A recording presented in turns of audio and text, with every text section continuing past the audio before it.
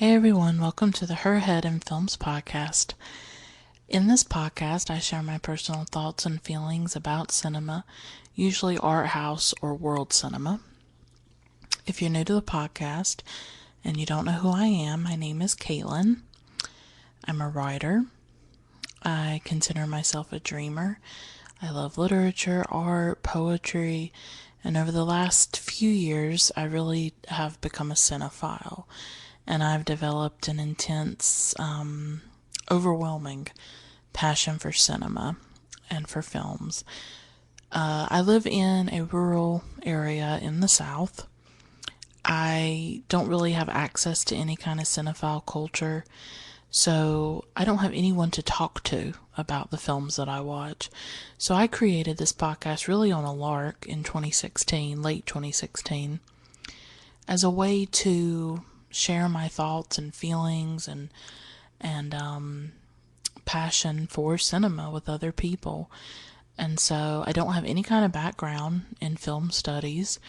I did go to college, but I studied literature, women's and gender studies.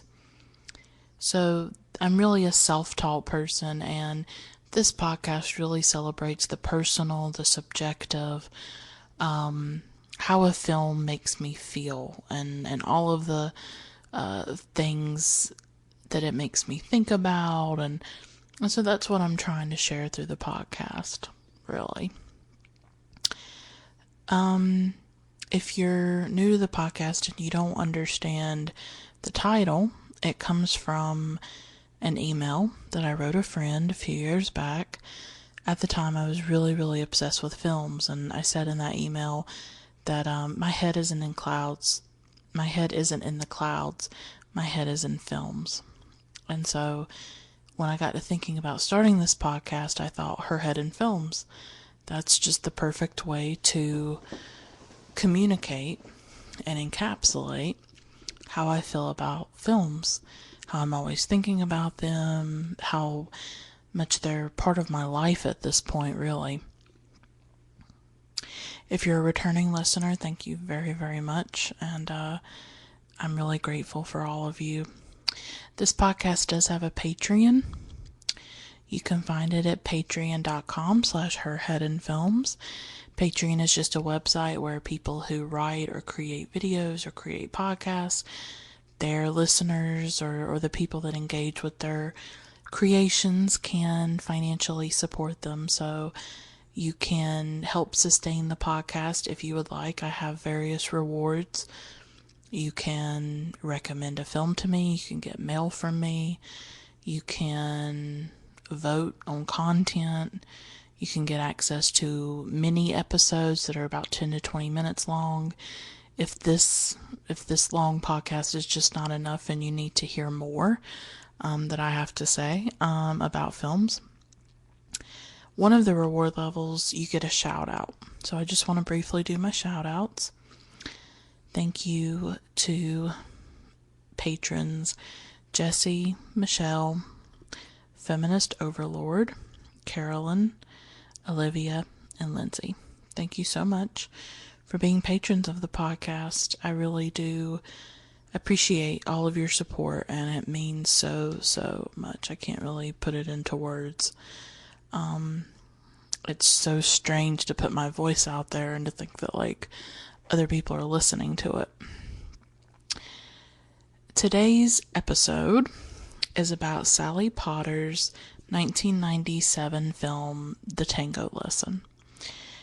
On Patreon, I have a level where you can recommend films to me, and I'll watch and review them. So this film was recommended to me by patron Olivia, and she wanted me to watch The Tango Lesson and to do a review of it and an episode about it. So I did watch it. And as I say, it's by Sally Potter, who is a British filmmaker. And this film was made in 1997, so it's having its 20th anniversary this year, which is a little bit of serendipity, I think. I really enjoyed this film, so thank you so much, Olivia, for recommending it to me. I'm someone, when it comes to films, I'm not very discriminating.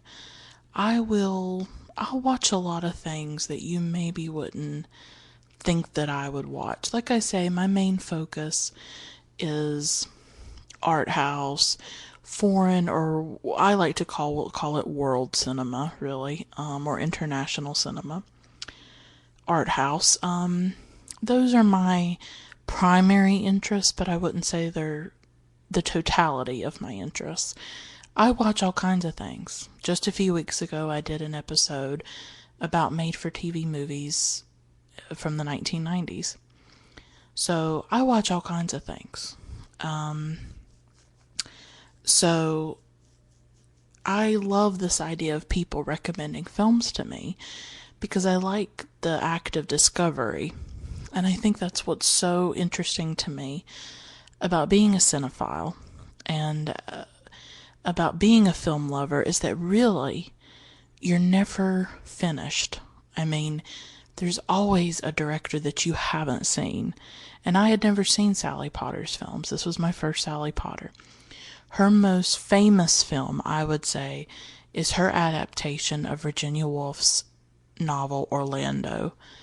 It was made in the early 1990s, and that stars Tilda Swinton. Now, I love Virginia Woolf. I'm a huge Virginia Woolf fan, but I have not read Orlando.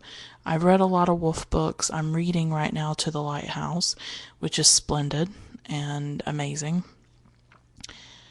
And I think, actually, after I finish To the Lighthouse, I think I would really like to read Orlando and then watch Sally Potter's film. I can't promise that I'll do an episode about it, but I think I might, we'll just see. But I'm sort of planning in my mind doing that because Orlando has always interested me, and that's how I knew about Sally Potter. And I knew about some of her other films. So she's someone who I think is making really interesting films. So I love that Olivia recommended this to me, and I like being open to films. I'm the same way with books, really. You just never know when you're going to discover something. And I would encourage all of you to be the same way. You think, oh, well, this is the genre I'm locked into. Oh, I would never watch a chick flick, which I don't even like that term. Or I'd never watch a romantic comedy. Or I'd never watch a film about boxing. Or I'd never watch a film about tango. And then you watch a film about some of these things, like I think Million Dollar Baby is a really powerful film, personally. Or, so try not to lock yourself into genres. Try to explore things beyond what you think that you would like. And when somebody recommends a film to you, and I'm not saying you have to watch it, but I think it's sort of interesting to open yourself up to these things and to just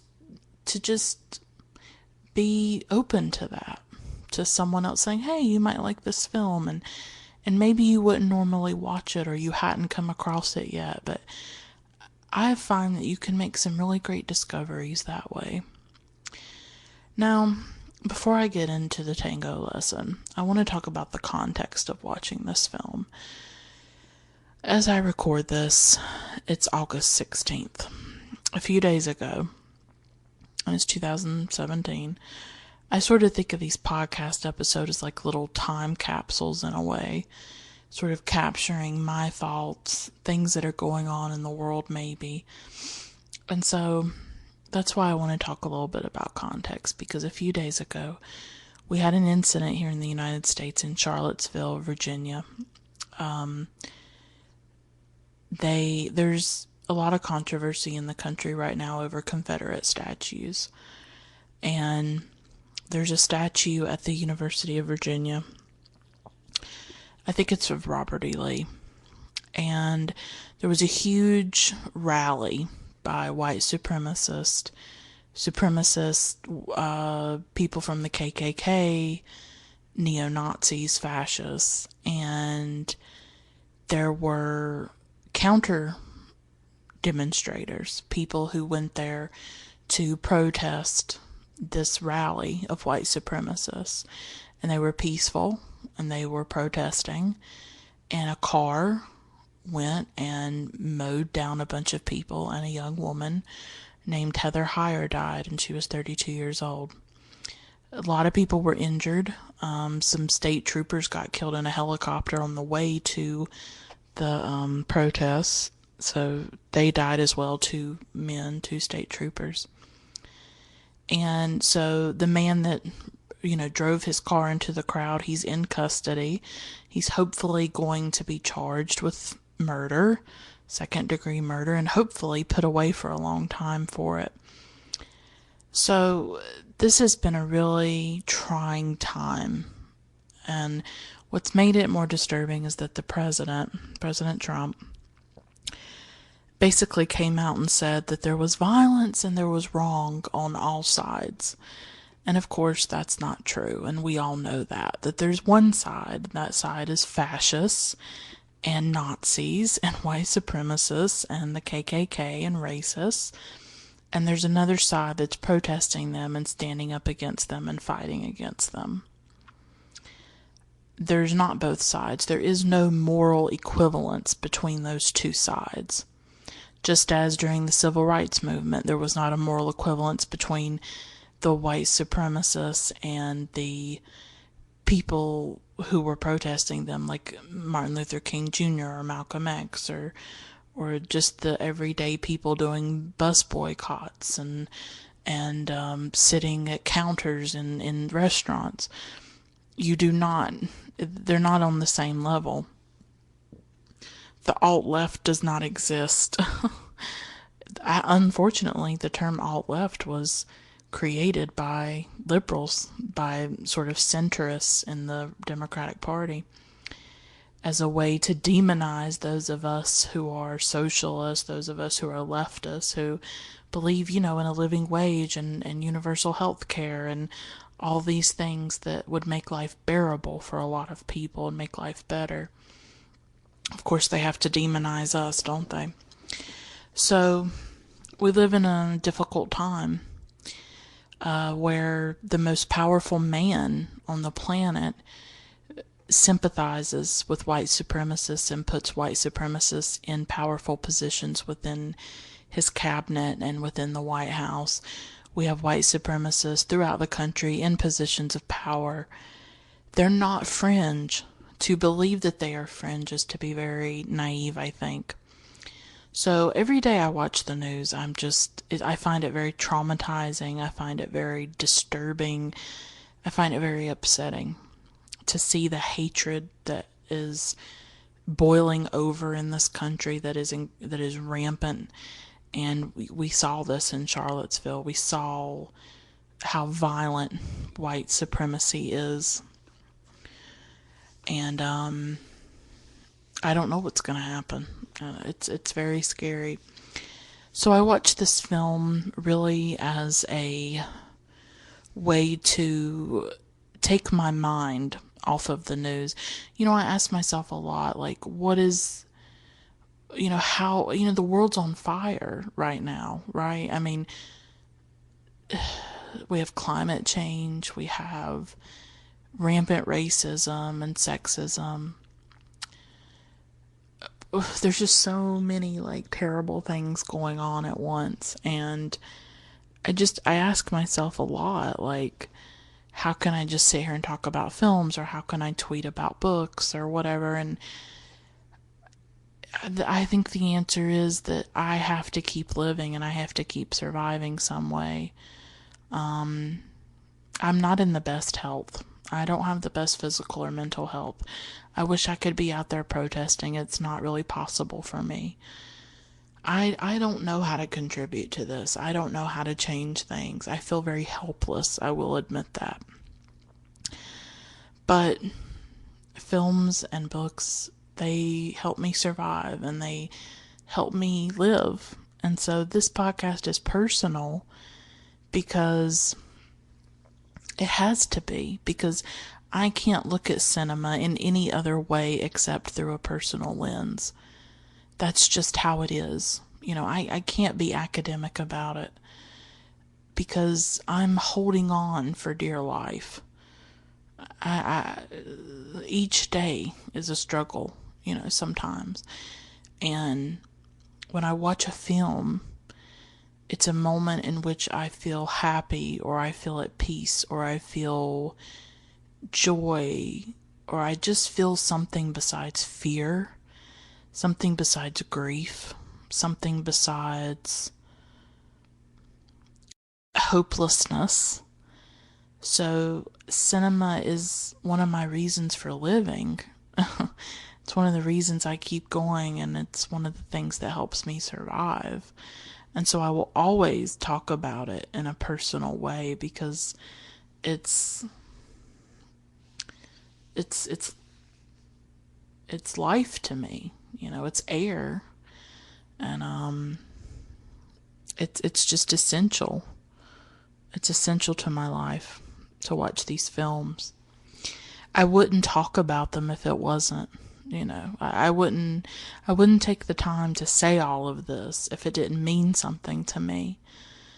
And so it's been a sad week. Sad feels inadequate. It's been a disturbing and devastating week, and every single day that this man is in power is just traumatizing and horrific and terrible. I will say that. I don't want to linger too much on it. I know all of you probably watch the news. I know all of you are probably in the same exact place that I am in terms of not knowing how to deal or how to cope. But this film was a welcome relief from all of that for me.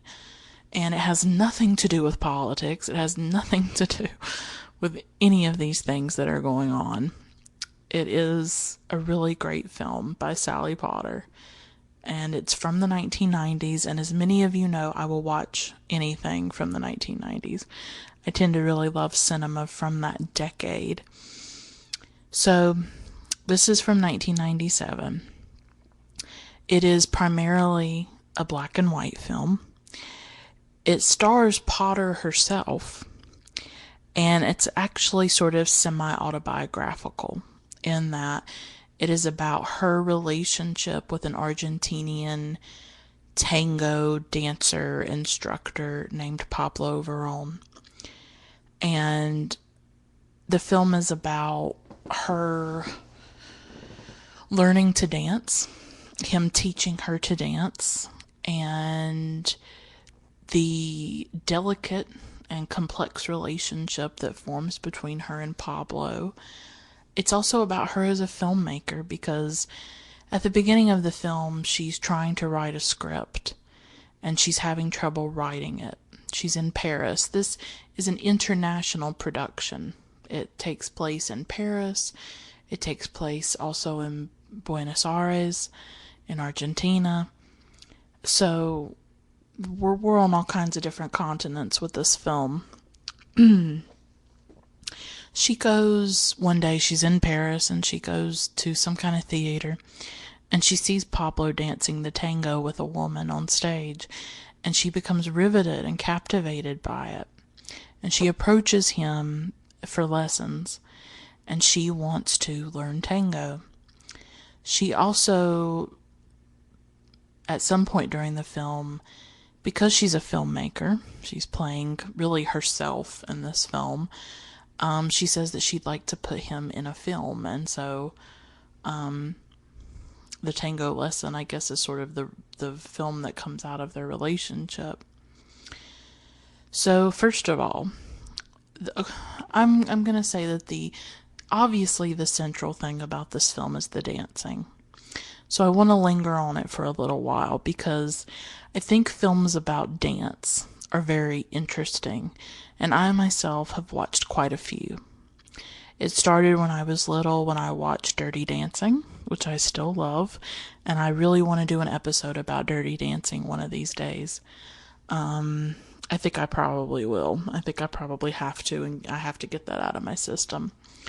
To even the present day with something like Silver Linings Playbook by David O. Russell. I'm not a David O. Russell fan, but my mom loves Silver Linings Playbook. She's watched it at least 100 times. If it's on television, she's going to be watching it. So I have seen Silver Linings Playbook more times than I care to admit. Because my mom is my best friend and we're always watching stuff together, so she loves the Silver Linings Playbook. And as some of you know, there's dancing in that film. But I think even of something like Black Swan with Natalie Portman, or Pina, which was about Pina Bausch, the choreographer, or I even think of like a TV show like Dancing with the Stars and the immense popularity of that show. I have watched a little bit of it. I watched a season a few years ago. It was the one with Bendy Irwin on it. I'm not sure why I watched it. I just kind of got into it for some reason. Nick Carter was on that season too, and I love the Backstreet Boys, so I had to watch it. But watching the Tango Lesson got me thinking about these films and even the TV shows. I think there's a show in Britain called Strictly Come Dancing, or there's a movie called that's kind of like Dancing with the Stars here in the States. So it got me thinking about people's fascination with films about dancing. And specifically, something like Dirty Dancing is probably the only other comparison I could make with the Tango Lesson, because it's about a woman learning to dance from a man. And in Dirty Dancing, you had Baby learning to dance through Johnny Castle. In this one, you have Sally learning to dance the tango through Pablo. So those, that's sort of the relationship that develops. But if you think about these films about dance, they're very much about the body. They're about intimacy. They're about sensuality. They're not just about dance. They're really about human relationships. They're about how people connect through the way that their bodies move together and how they communicate with each other through their bodies, how they relate to one another, how they navigate intimacy, boundaries, desire. And you see all of that on display with the Tango Lesson. And that's what I think compels me about those films, is that, I'm someone who deals with a lot of self-hatred with my body. And I deal with disability too, and so my body won't do the things that I would like it to do. So when I watch films about dancing, I'm very jealous often. Like, I wish I could dance like that, or I wish I could do that. But I'm also jealous of the intimacy of how people touch one another. If you've listened to some of my episodes, especially my episode about Barry Jenkins's Moonlight, I talk about the lack of intimacy and the lack of touch in my own life, because I just haven't had really strong connections with people or any kind of intimate relationships with other people. And so it's so interesting to watch films like this, to see people hold one another, to see, especially in the Tango Lesson, when like Pablo's hand is on Sally's upper back, as they're dancing. And I always wonder what that would be like, to have that physical connection with another person.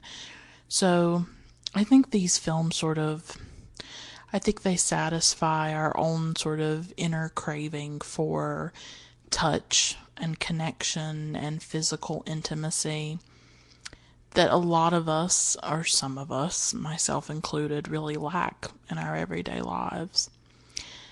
But these films can also be about endurance, about pushing the body beyond its limits. If you think about Dancing with the Stars, they really, really push these celebrities to do things that I don't think a lot of them really should be doing. There are so many injuries on that show. So people feel this need to really sort of push their body beyond its limits. But that's not what the Tango Lesson is about. It's much more about the relationship between Sally and Pablo, and sort of how they desire one another, but they don't want to cross that line into sex. I mean, the way I interpreted it, they seemed more like friends, and it felt more like a friendship to me than a romance. I mean, it is a romantic film, but but it's very difficult because Sally is a film director. Sally is someone who's assertive, and it's very hard for her in the dance with Pablo, with the tango, for her to follow because the man in dancing leads, the woman follows. I also got to thinking when I was watching this film, when I was thinking about dancing films, how much these things are about gender, because it's always a man and a woman dancing. And it is with Dirty Dancing, it is with Dancing with the Stars. It's a man and it's a woman. And it's the man who leads and it's the woman who follows. Or you think of Ginger Rogers and Fred Astaire, for example. And you know, she has that quote where she had to do everything he did, but in heels and backwards. So these dancing films are also very much about gender and about how men and women relate to one another and how they interact and how they balance their desire. Because when you're with someone and you're moving with them and you're touching them, I mean, if you're somewhat attractive, obviously, something is going to develop. You know, you're going to be attracted to each other in some way. And Dirty Dancing is about how that attraction blossoms. The Tango Lesson is similarly sort of about that. I mean, some of these dancing shows, I don't know if it's happened with Dancing with the Stars. I think it has, actually, though, where sometimes the instructor falls for the student, you know, where I think there's been a few with Dancing with the Stars where the dance instructor and the celebrity sort of fell for each other. It you can't help but start to feel something for this other person. And so I think you definitely see that, obviously, with the Tango Lesson. They start to have feelings for each other, but it gets very complicated. And so, yeah. And throughout the film, obviously, she's working on her script. She says that she wants to put Pablo in a film, and that sort of gets complicated as well. What's so wonderful about this film with the dancing is, first of all, it's set in Paris for much of the film. So, I mean, Paris in the 1990s, it was very romantic. I mean, I've watched a few French films from the 90s, and there's something about France in the 90s. I don't know what it is. But Paris is always romantic. I have a lot of Paris stuff. Like, I collect things that have, like, the Eiffel Tower on it. And, I mean, I've never been there. I've never left the United States. Paris always just is part of our fantasies here in the United States. I don't know how people in other countries feel about France or Paris, but there is this dream in my head of what Paris is. I don't know if that even exists, but this film takes on the romance of Paris, so obviously that aspect of the film is wonderful. Another aspect of the film is the dance scenes, obviously. Sally and Pablo have a really lovely chemistry, obviously because Sally, I guess she learned tango from Pablo. I mean, Pablo Veron is an actual tango dancer, and he teaches tango, and he is, I think, very well regarded as a tango dancer and a choreographer. So he is an actual dancer. He's not necessarily an actor, but he is a dancer. So Sally and Pablo have this really wonderful chemistry, and there's all these, I mean, this film is really part musical in a way. I mean, not that there's dancing, not that there's singing, but there's so much dancing.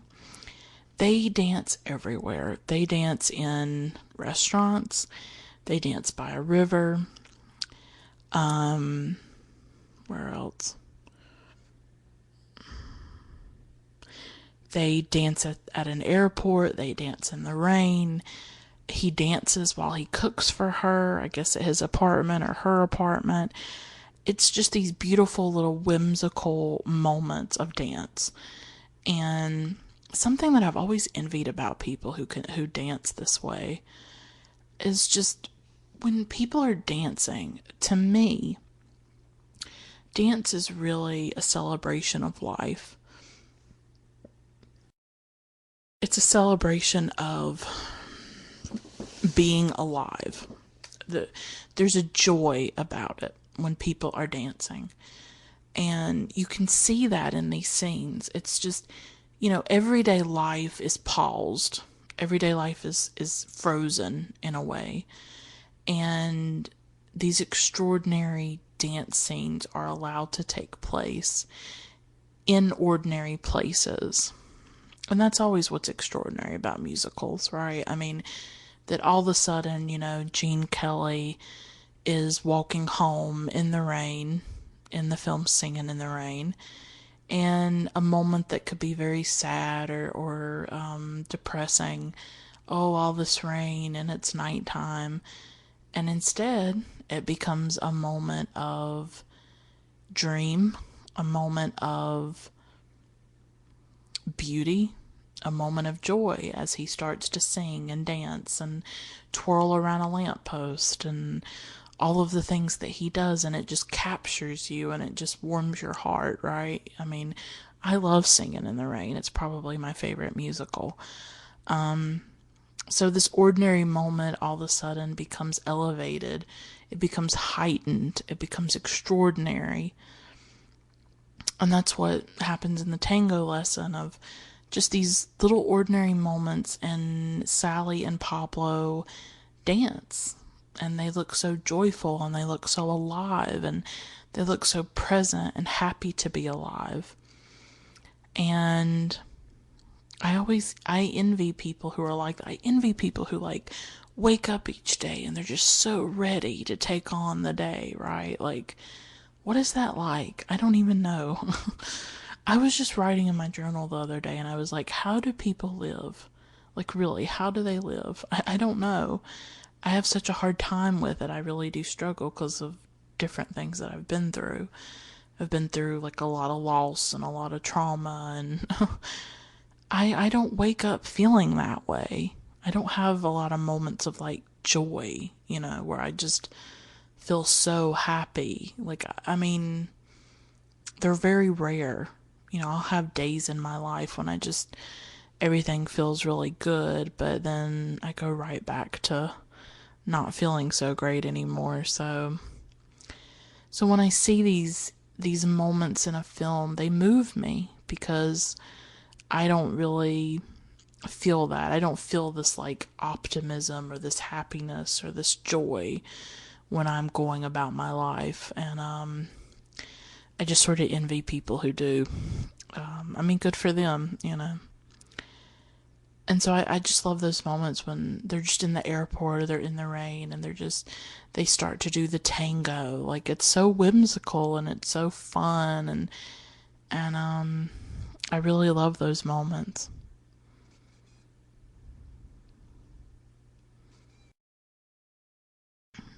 But it's not all joy for their relationship. They go through ups and downs where they have moments where they're very connected and very happy to be in one another's company, and then they have much more complicated scenes because that's what dancing is about. You're having to engage with another person. You're having to follow someone else's instructions. I mean, she's used to calling the shots. She's used to making all the decisions as a filmmaker. She's used to having that position of power, I think. And so she's uncomfortable, or I think she has trouble having to maybe submit to him, or to let him lead or let him dominate in some way, or call the shots. You know what I mean? Not that he's, terrible or mean or anything like that, but I think when you see these dances, especially between a man and a woman, there is a certain power struggle, I think, that's going on at times, especially nowadays. When women are not necessarily used to following, they would maybe like to lead too. So, there's this there's this way in which dancing can be really graceful and really beautiful. And there's another way in which it can become like a wrestling match, in which the man and the woman wrestle one another, in which they become frustrated with each other, or they have trouble communicating, or they have trouble connecting. And you saw that in Dirty Dancing too. They clash. They clash with each other. And you see the same thing in the Tango Lesson, where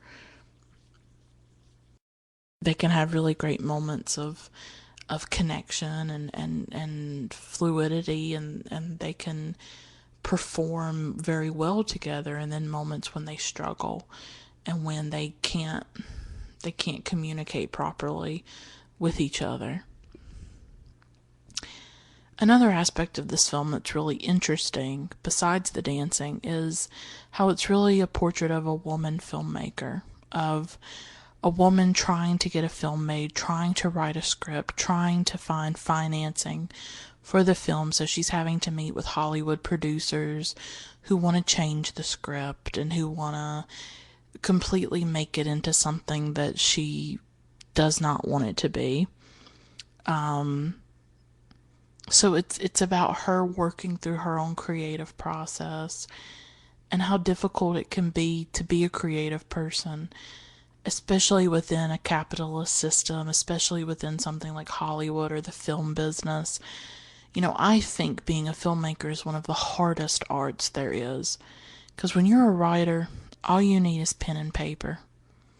That's really all you need. If you're a musician, you need obviously you need your instrument or whatever. But when you're a filmmaker, you are so dependent on other people. You're dependent on actors to do the performances. You're dependent on producers to get it financed. You need expensive machinery like a film camera or, things like that. There's so many things in place that there's this ecosystem that surrounds a film. And you need a lot more resources and a lot more tools and a lot more connections, I think, than you do maybe if you're a writer or a singer or some other art form. So I was really compelled by how you saw a woman trying to get a film made or trying to write a film. And Sally wrote and directed this film, The Tango Lesson. And it's also interesting to note that she had a background in dance and choreography.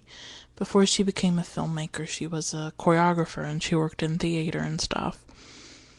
So she's someone who already had a history with dance, but I guess she wanted to go more deeply into tango. And it's interesting to think about these art forms, dancing and filmmaking, and how different they are in a lot of ways. Like, it can be really hard, I think, to put dance on the screen. And it's not necessarily easy. Dance is so kinetic. Dance is so much about movement. But of course, so is filmmaking, so is cinema. Cinema, it is called motion pictures for a reason, because up to that point, motion had not been captured. We had still photography, we had painting, we had books, but we did not have a way to capture motion. And that is what films do. They capture movement. And so dance, similarly, is about movement and the human body in motion. But when you think of a dance, when you're watching it in a theater, it's like theater in that it only exists in the moment that it's created, and it's only witnessed by the audience that is there to see it. Whereas a film can be watched over and over and over again. A film is a trace. It leaves a trace. It is a capsule in a way, and it can be reproduced and it can be watched over and over again. Whereas what a dancer does exists in the moment and may not be reproducible, and it may not exist beyond the moment at which it is created and witnessed. And so there's a certain sense of immortality for a filmmaker, I think, and there is a way in which cinema is a long-lasting art form, as long as your films are preserved. I mean, you think of all the silent films that were lost, there's been so many great classic silent films, especially, that have been destroyed because they were made, I think, on a certain kind of material that sort of decomposes over time. And you think about all the films that we've lost, so it's not necessarily an immortal art form, but it's a bit different than what a dancer does, right? So it's sort of interesting to think about dancing and filmmaking and how those art forms are very different, and why a filmmaker would be attracted to dancing. That it does require different skills than what you might have as a filmmaker. That it takes, obviously it takes physical stamina, but it's also very intimate. When you're a filmmaker, you're working with a lot of different people to make a film happen. When you're dancing, you're only working with one person. It's much more concentrated. It's much more intense and intimate. It's you and another human body in motion together. And I wonder why she was attracted to tango, but it's interesting to see her as this very powerful woman, and how it's hard for her in a way to follow when she's used to being the one in charge and the one who calls the shots, and putting herself in a position where she has to follow and she has to submit, and she's just in a different position. But obviously that interested her, and she was interested in looking at the power dynamics within that, and within that relationship of the tango. And so I think that's really interesting, actually, now that I think about it.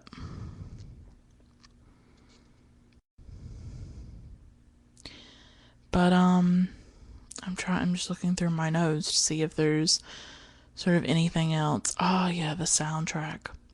The soundtrack to this film is really, really good. There's tango music, obviously, but then there's also these sort of ambient instrumental sections that has like a woman's voice just making sounds or something, and it's like there's something very haunting about it and very beautiful. It gives the film a certain depth, and I think Sally Potter was actually involved in in composing the music, and she was involved in that as well. I really liked the soundtrack, actually. I was looking for it on Spotify, but you can't listen to the whole soundtrack. You can only stream like maybe 5 songs. You have to buy the actual physical CD to hear every single song on the soundtrack. But I'll be listening to what I can because I just really enjoyed that soundtrack. I also just appreciated just the innovation and the creativity of this film. That I can't stress enough that this is not your average run-of-the-mill dance film. This is not like Shall We Dance? This is about an older woman. I didn't really mention that at the beginning, but she is, I would say Potter was like 46 years old when she did this film, and Pablo's probably in his 30s. So you also have an older woman and a younger man dynamic, which is a bit taboo even today. So I appreciated that this film was about an older woman sort of exploring this other part of herself, and that it's not cliche, and it's not what you expect at all. It's art house. I would definitely say it's art house cinema. It's about dance, it's about tango, but it's done in a very creative, interesting way. It's in black and white, as I say. Some of the scenes are in color when she's writing her script and she's imagining scenes in her script. Those are in color. But everything else is in black and white, which I think is very interesting for a movie from 1997. It's whimsical. Like I say, the dance scenes are very sort of out of the ordinary. They're in the rain, or they're at the airport, or they're in an empty restaurant. There's not a lot of dialogue, or what dialogue there is very interesting. And the different things that Sally and Pablo talk about, but I wouldn't say there's a ton of dialogue. It's much more about, I think, silence and about the dancing, obviously, and the language of two bodies in motion. And I love this idea of like this woman having these tango lessons, and then also trying to write her film, and then in the process of the film you realize that the film she was writing is the film that you're watching. You know, that this was semi-autobiographical, so perhaps she learned tango from Pablo, and in the course of learning tango from him said, oh, well, I'll make a film about you, or I'll do a film and I'll put you in it. And so you realize that life and art are being fused together, that art is imitating life and vice versa, that the two are intimately or intricately woven together in this film. And so it's an intellectual film in that way, and yet it's also, I think, a film about passion and desire and about connection and intimacy and just the fun of dance and the joy of dance, and how life affirming dance can be, and how it can show us things about human relationships, about power relations between men and women. So it's an artistic film. It's creative, it's interesting, and like I say, it was really a joy to watch, and it took my mind off of some really difficult things going on in the world right now. So sometimes we need that. I mean, obviously we need to be paying attention. We need to be focusing, of course, on what's happening right now. But we are, at the end of the day, only individuals, and there's only so much we can do. And so I think we're living in a difficult and an unprecedented time for a lot of us. And I think self-care is important. I don't think it's a way to deny what's happening or to disconnect from what's happening. But I think if you have mental health issues, I think if you have physical health issues like I do, I think when you have those things, you have to find a way to survive, because you are very vulnerable, especially to an administration like this. You're part of a vulnerable population, and you have to take care of yourself. You have to find a way to get through each day and to survive and to do what you can. And that's okay. And I think you can give yourself permission to do that. That even when this horror is happening, and even when scary things are happening, it's okay if you have to step back from it. And obviously being able to step back is a form of privilege. And I understand that some people are on the front line, some people can't escape it, some people can't take a step back from it. And I get that, you know. But as I say, I have mental and physical health issues, and I have to preserve my health. I have to preserve my sanity in some way, and I have to find a way to survive. And so films are a big part of that. They're a very major part of that. So I watch these films. I watch them in order to access other worlds and to, I wouldn't call it a distraction. It's more about just giving myself something else to focus on, something to think about, something to go deeper into. And there's just something about this film. There's really a hidden power to it, a hidden depth. There's some magic about it. I think it's everything together, the black and white, the story, the soundtrack. There's just something under the surface of this film that's very powerful and very magical. very enchanting, and I think it sort of puts you under a spell as you're watching it. And I would definitely be seeking out more of Sally Potter's work. As I say, I may try to watch Orlando after I've read the book, because I tend to prefer to read a book before I watch the film adaptation. So if I do that, maybe I'll do an episode, but I'm definitely going to seek out more of Sally Potter. I know she has a film called Yes, where it's only done in poetry, which is so interesting. I love filmmakers like this. Actually, I love filmmakers like Sally Potter, like Jane Campion, who I really feel like do really interesting, extraordinary things. And I mean, think about it, doing a whole film that's done in verse and poetry. I mean, who does that? And adapting a book like Orlando, which from what I've heard is just was almost seen as impossible to even do something like that. So I think Sally Potter, she seems like a very daring sort of filmmaker who is very experimental, who's very artistic, and so that really intrigues me. Her work intrigues me, so I definitely hope to explore more of it. I'm really glad I watched this, and I'm really glad I could do an episode about it and maybe get you interested in it. But it's one of those films to watch when you need a pick-me-up, or when you need something light but not lacking in depth or artistry or substance. There's a lot there, and I really did enjoy it. But thank you so much for listening. I hope you enjoyed the episode, and I will stop here. Until next time, keep watching great films. Bye for now.